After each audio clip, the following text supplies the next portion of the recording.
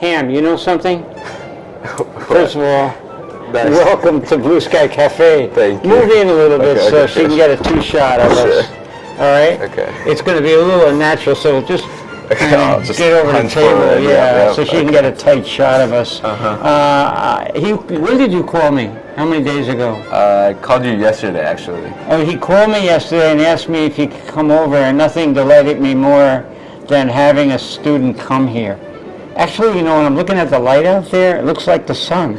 It's pretty cool. Yeah, it's shadowed. So anyhow, I'm so delighted that he came out here to see me.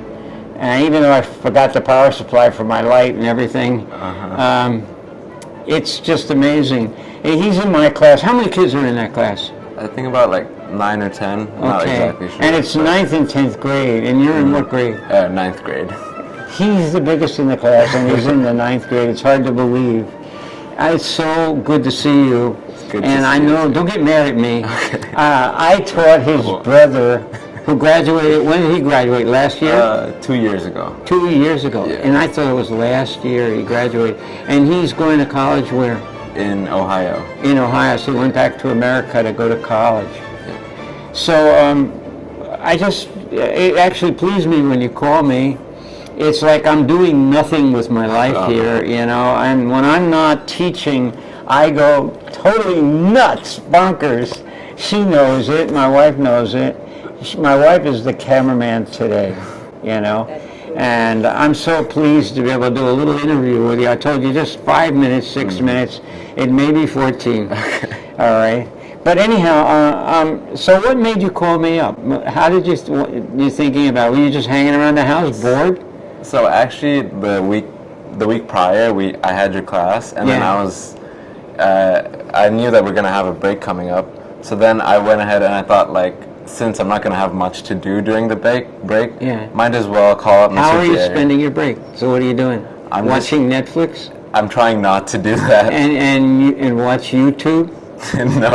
No. I'm trying to go out of the house and just hang out around. When I showed you today, those two brothers and a sister singing together in that amazing harmony, what are they called? Do you remember the name? Life 3D. Yeah, so go and look them up and show it to your father. Okay, and say, wait a minute, Dad, just listen to the way each one of them sings. This is a family singing together.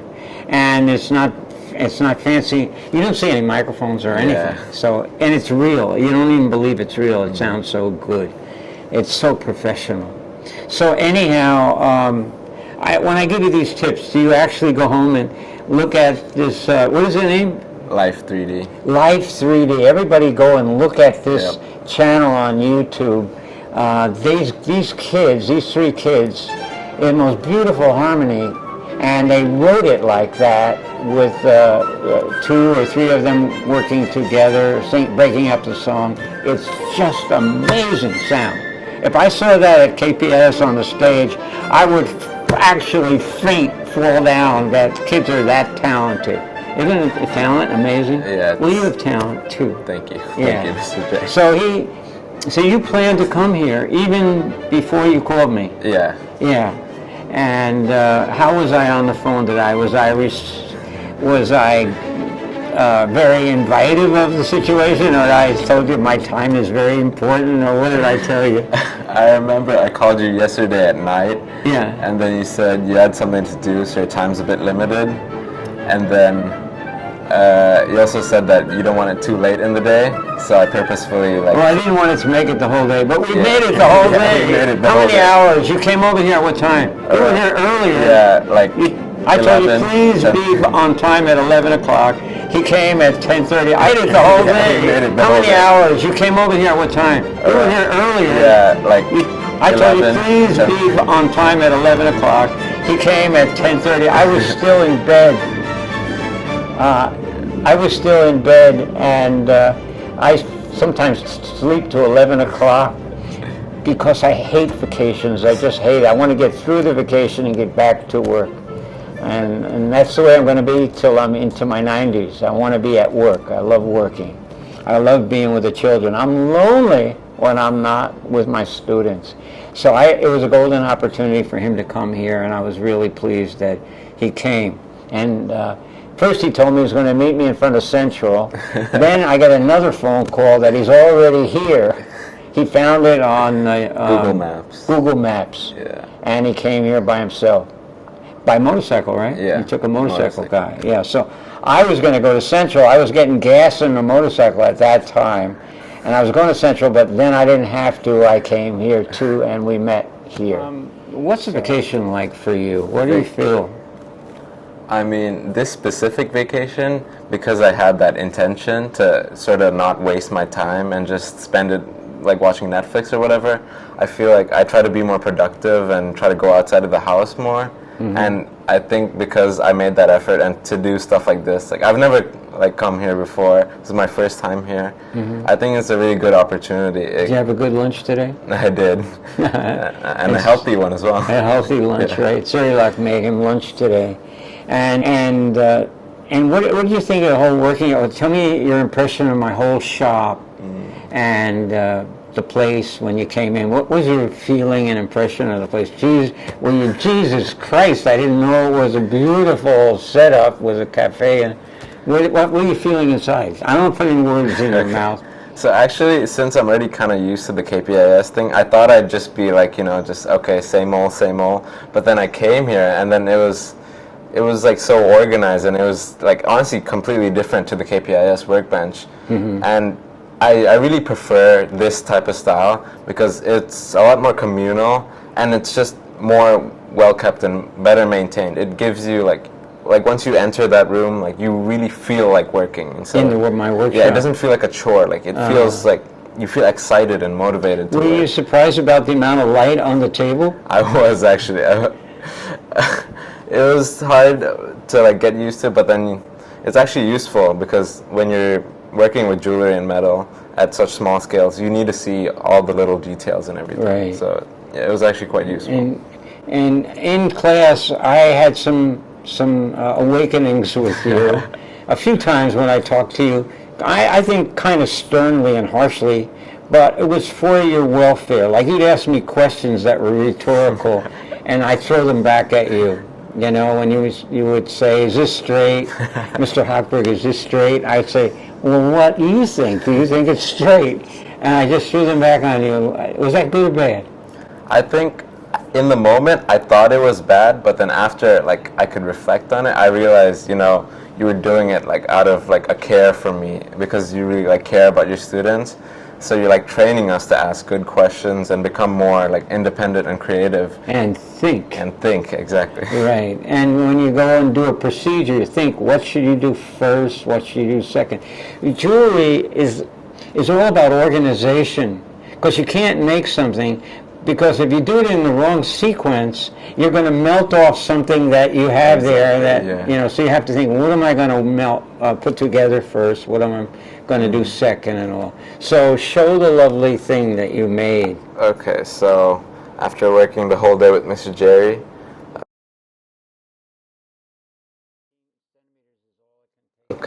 so I made a heart with a bail and a stone inside of it. What stone is it? Do you know?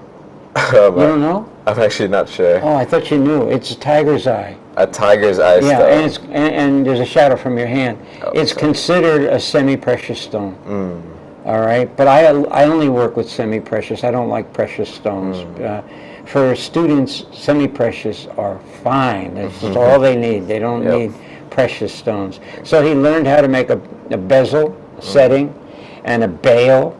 Show me what the bail is. Point at it with your finger. The bail is this little part. The part that hangs from a chain. So we made the bail in order to connect this whole piece onto a chain. Right. So you can just loop the chain right through this bail here. Right. And then you can wear it as a beautiful necklace. And I brought all my chains to school, and I can't find them now. So I hope I find them. I bought them from China, actually. And the bezel, how do we hold the stone in? The bezel, it's actually, since it's a stone and it's not metal, we're not able to solder it. So instead we use a 2-part epoxy, which takes it's very fast acting. It takes about 5 minutes just to like set up. But then to really get it like locked in there, it'll take around a day, I'm pretty sure. Yeah, a night maybe. So we and just to make it totally solid. So we mix the two parts evenly. Make sure to mix it up nice and that well. mixing is important, right? Yeah, exactly. And proportions are important. And then beforehand, we roughed up the actual inside of the setting to just make sure that the glue. What does that call, that setting? You forgot to remember it for a minute. It's called a bezel. Oh, the bezel. Sorry. Right. Yeah. The bezel and the bail. The bezel and the bail. The BB. Yeah. Sorry. Right. Okay. So he's going to give that to his mother, and that's. How would you like a class where everything you make is for somebody you love?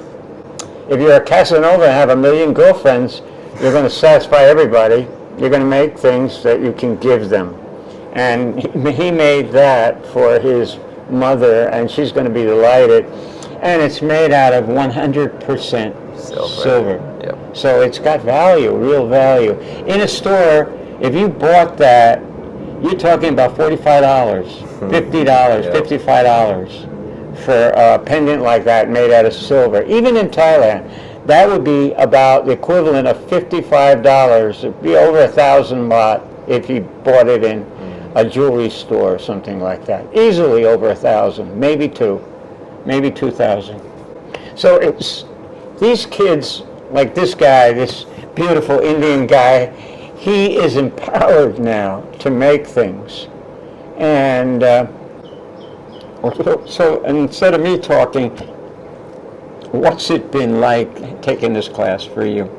Honestly, be honest. It's hard to kind of put it in words because it's... Don't blow smoke up my backside.